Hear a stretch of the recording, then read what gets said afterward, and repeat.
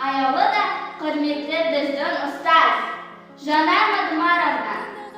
Ұстазым, шығармашылық ізденістеріңіз көп болсын. Ғылыми жаңалықтарыңыз арта берсін. Шәкірттеріңіздің құрметі мен махаббатына бөленіңіз. Отбасыңызға амандық тілеймін. Мерейіңіз үстем болсын.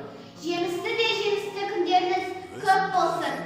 Ізгі тілекпен нөмір 28 Шоқынай ханым атындағы 6 сынып оқушылары.